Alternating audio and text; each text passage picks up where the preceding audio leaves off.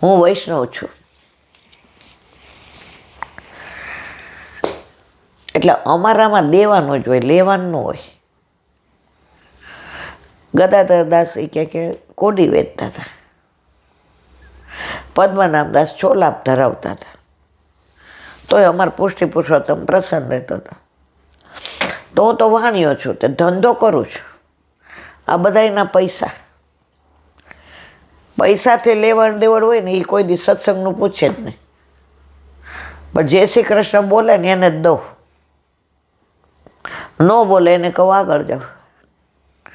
અને આ બહેણી મારી વર્ષે તો કે એમાં નાખતા હો તો પૈસા એટલે ભરાય, એટલે તમને ખબર પડે. એ કે સંત મહાત્મા અમારા વલ્લભે કહ્યું છે, પ્રગટ કરે રસ જાય. બધાને ખબર પડે કે આ સારા કાર્યો માટેનું, તો વાહ વાહ મારી થાય, વલ્લભની ન થાય. નામ મારું થાય, મારા વલ્લભનું ન થાય. બધાય મારી વાહ વાહ કરે. આ હા ઈલાબેન તો બાપા હાથ થારી ઈલાબેન. તો અમારામાં આ બધું ગુપ્ત રાખવાનું હોય. આ વેચો છો ને કાપટીય ભાવ, લોકો સમજે કે હું ધંધો કરું છું, પણ હું આ જે કરું છું ને એ પ્રગટ ન કરાય. સંત મહાત્મા કે આ ચોમાસું તમારે ત્યાંથી 4.5 મહિના મધુકરી કોઈ ઘરે નહીં જાવ.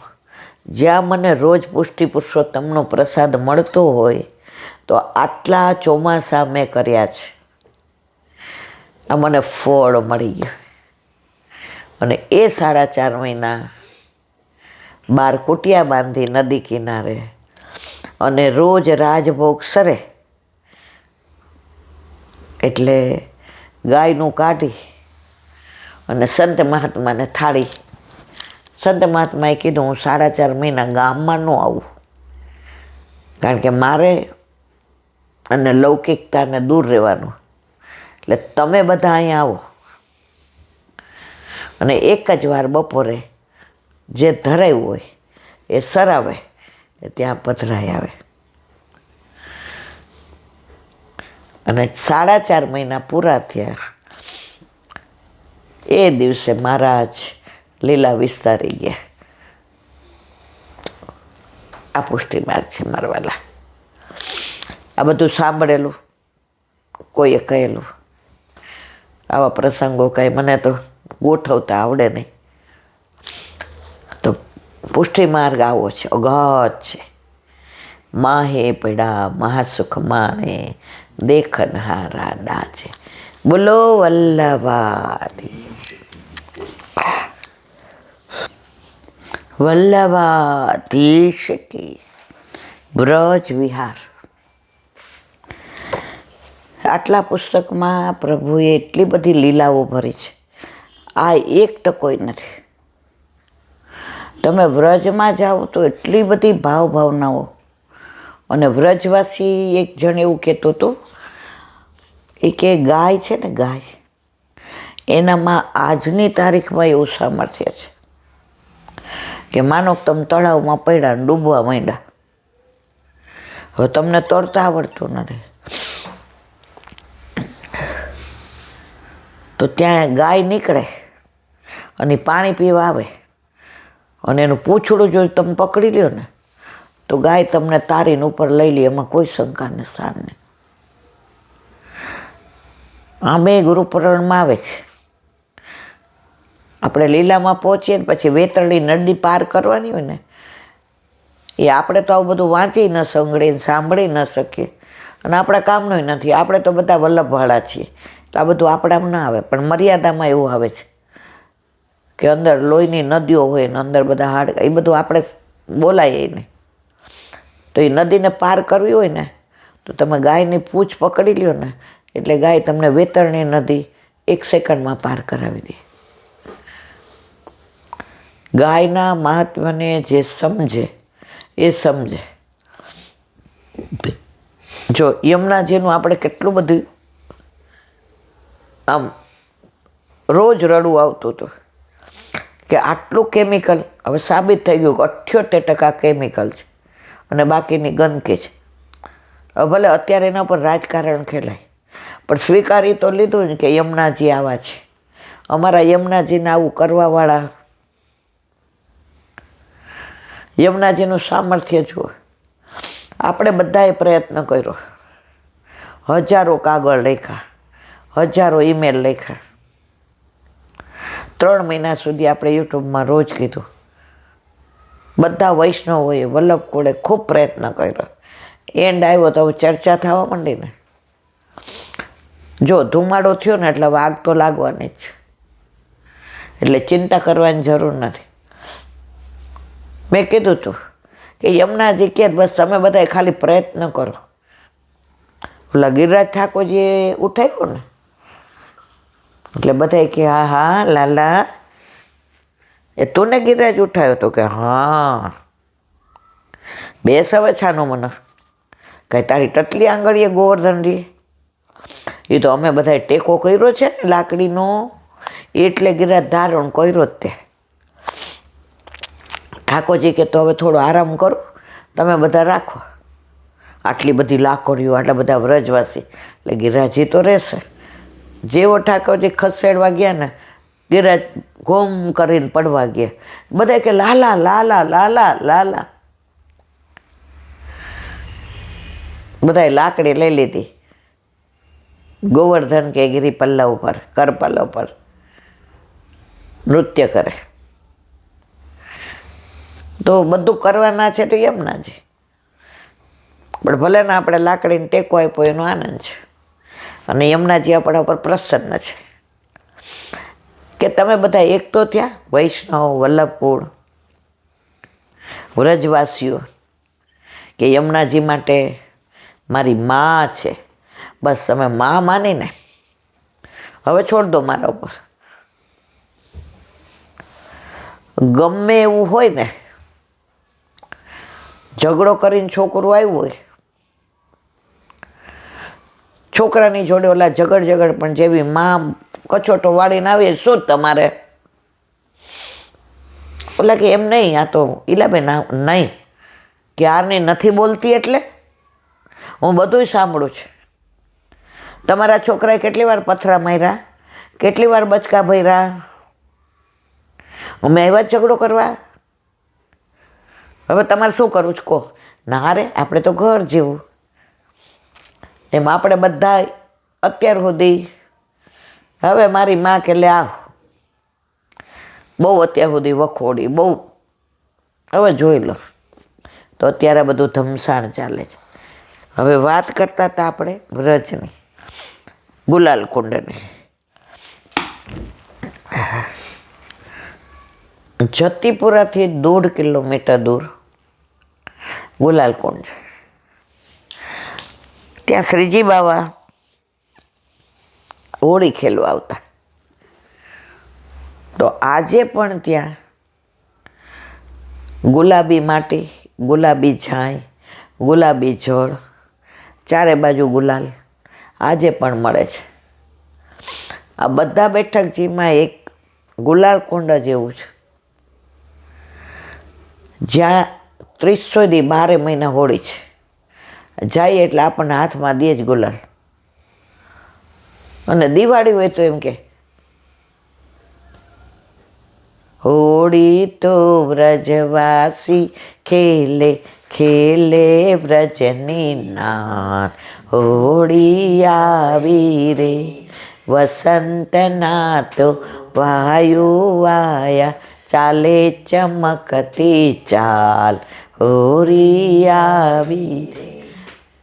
તો શ્રીજી બાવા આજની તારીખમાં પણ ત્યાં વૃક્ષ એવું છે, આમ વૃક્ષ છે.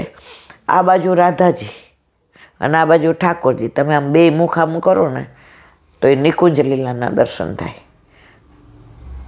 ચુંબન રંબન બધું. તો એ ગુલાલ કુંડ છે. એવું કહેવાય છે ખંભાતના રામદાસજી શાક ઘરમાં સેવા પહોંચતા હતા. તો એકવાર શ્રીજી બાબાએ ખેલતા ખેલતા શીતળ સામગ્રી મંગાવી. તો ગુસાઈજી તો પરમ દયાળ, પરમ કૃપાળ, એમણે રામદાસજીને શીતળ સામગ્રી લઈને અહીંયા મોકલા. ક્યાં? ગુલાલકુંડ ઉપર. અને હોળી ખેલતા શ્રીજી બાવાના દર્શન થયા. જેને વિઠ્ઠલ નાથ વિચારે રે એને પ્રગટ પદાર્થ ચારે. આપણે કેટલા 2 વર્ષ પહેલાં ઓલા રિક્ષામાં ગયા હતા ને પંચર પડ્યું હતું. કેટલા 2-3 વર્ષ થયા? 2 વર્ષ પહેલાં. હવે આપણે બધે જઈ આવ્યા, બધાય ગુલાલકુંડ જઈ આવ્યા હતા. આપણે એ દિવસે મોડું થયું હતું એટલે આપણે જઈ નહોતા શીખ્યા. કીધું હવે જવું છે. હવે બધાય કે વરસાદના પાણી ભરાઈ ગયા હશે ને, ગારો હશે ને, વરસાદ બહુ પડ્યો છે. મેં કીધું ઓલા આપણને વલ્લભ કૃપા કરે તો જઈ આવીએ. એટલે રિક્ષાવાળાએ 3-4 જણાને પૂછ્યું કે નો જાય ગુલાલકુંડ. એક જણો કે લઈ જાઓ. કેટલા આપશો? તું કેટલા? મને કે બે જાઓ. અને રસ્તામાં અડધેથી વરસાદ કે મારું કામ. જતા પડ્યું તો પંચર કે આવતા. તો હવે આપણે તો 11:30 થઈ ગયા હતા. હવે ઘડિયાળમાં જોયું કે 12 વાગે તો બેઠક જે અનોસર થઈ જાય. ત્યાં ઓલાએ કીધું ઉતરો બધા હેઠા, પંચર પડ્યો છે. વરસાદ કે મારું કામ, ગારો એટલો, પગ મુકાય નહીં. બહાર નીકળી તો કતકત કીચ. ઓલો કે બધાએ ઉતરવું જ પડે એમાં. મેં તો ભારે શરીરને, તમારે તો પહેલાં ઉતરવું પડશે. જેવા 12 પગ મૂક્યો વરસાદ બંધ. અને ઓલા એ બીજો રિક્ષાવાળો નીકળ્યો. 2 જણાએ થઈને વ્હીલ બદલાવી દીધો. 10 મિનિટમાં તો કે બેસી જાઓ. આટલો ગારો હતો તોય ત્યાં ઓલા ઝાડની નીચે કોઈને પગ ન બગડ્યા. અને ત્યાં ગયા તો 12:15 12:30 એટલે હું રસ્તામાં કહેતી હતી, વલ્લભ તારી ઈચ્છા, તારા દરેક નિર્ણય અમને કબૂલ માનજો છે, તારી દરેક લીલા અમને કબૂલ માનજો. ભલે તે અમને બોલાવ્યા તો વરસાદ છે, ગારો છે, તોય આવ્યા. રિક્ષામાં પંચરે પડ્યું, સોડીનો ઘાસ હોય, બીજું કાંઈક ખરાબ થવાનું હશે. ત્યાં ગયા એટલે મુખિયાજી કે આ તો એટલો અવેર થયો ને, હમણાં જ રાજભોગ સર આવ્યો. અને દર્શન તો કર્યા, પણ મારે જે કહેવું તે આ પરાકાષ્ઠા છે.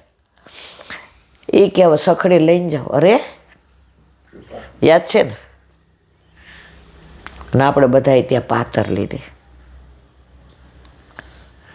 અને સત્સંગ કર્યો. 1-2 રસિયા ગાયા. રિક્ષાવાળાને કે તુંય લે. અને પછી પહોંચ્યા. બધાએ કીધું તમારે રાહ. મેં તો અમે તો આનંદ કરીને આવ્યા. બધાય ચિંતા કરતા હતા, હા ઓલા મહિલાબેન ગયા છે ને રસ્તામાં ત્યાં આવો રસ્તો ને ઉબડ ખાબડ. વલ્લભ બોલાવે ને કાંઈ ન થાય. હું કરું એ જ અજ્ઞાનતા, સકટનો ભાર જેમ શ્વાન તાણે. મારો વલ્લભ બોલાવે પછી આપણને કાંઈ ન થાય. તો અમે તો બધા પ્રસાદ લઈને. એ કે હે? મેં કીધું હા. એ રોટી શાકમાં ને ખીરમાં ને જે સ્વાદ હતો, તો મારા વાલા મારે કહેવાનો આશય એ છે, વ્રજમાં આજે પણ આવું બધું બને છે. બોલો વલ્લભાતી હરિરાય વાંગ મુક્તાવલી. ઓ વલ્લભ, આ તો એટલું બધું શરીર દુખે ને હાથ તો આમ નથી થતા.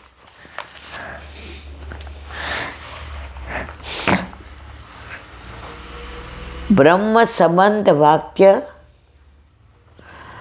કઠિનાંશ વિવેચનમ અથ સ્વવલ્ભાચારણા મુજન ચિંતનાત કિશ્ચિન રૂપ્યતે સ્વીય તુષ્ટતે ભાવ પુષ્ટય. ગુજરાતી. હવે આપણા વલ્ભાચાર્યજીના ચરણ કમળનું ચિંતન કરીને સ્વકીય ભક્તોને સંતોષ આપવા અને ભાવનું પોષણ કરવા કાંઈક કહેવામાં આવે છે. જો વલ્લભના ચરણારવિંદ આપણને શેની ચરણ ભક્તિ, બે ભક્તિ, ચરણારવિંદની અને મુખ કમળની આપણને બધી રોજ મળે છે મારા વાલા. તો અહીંયા કહે છે વલ્ભાચાર્યજીના ચરણ, તમે કાંઈ પણ કાર્ય કરો ને વલ્લભને યાદ કરીને કરો ને પણ તમારે કાંઈ ચિંતા કરવાની જ જરૂર નથી. જ્યાં હું આવે છે ને ત્યાં હરિ નહીં, અને હરિ આવે ત્યાં હું નહીં. અત્યારે હું એટલું બધું આમ મોટું થઈ ગયું છે ને કે હરિને ગૌણ બનાવી દીધા છે. પુષ્ટિ માર્ગમાં બધાને એવું છે કે અમે વિત્તજા સેવા કરી દઈએ ને મંદિરોમાં પૈસાની, પુષ્ટિ માર્ગ થઈ ગયો. ના અમારા વાલા, તનુ અને વિત્તજા નથી, તનુ વિત્તજા છે. જ્યાં તમારું ધન વપરાય ને ત્યાં દેહ બી વપરાવો જોઈએ. આપણે ધન દઈ દઈએ પછી આપણે જઈએ જ કોઈ દિવસ ત્યાં કંઈ સેવા કરવા? ટિફિન લઈને પહોંચી જઈએ, ભરી દઈએ એટલે રાજી. આ પુષ્ટિ માર્ગ નથી. આપણે તો આપણા ઘરે આપણા માથે બિરાજતા આપણા ઠાકોરજીને ધરાવીને વૈષ્ણવ લેવડાવીએ અને નો આવ્યા હોય ને એને આપણા ઘરે ટિફિન ભરી દઈએ ને એ પુષ્ટિ માર્ગ છે. આપણે બધું સમજીએ છીએ પણ છતાંય રાજી થઈને ખોટું કરીએ છીએ. જો અણસમજમાં ખોટું કરીએ ને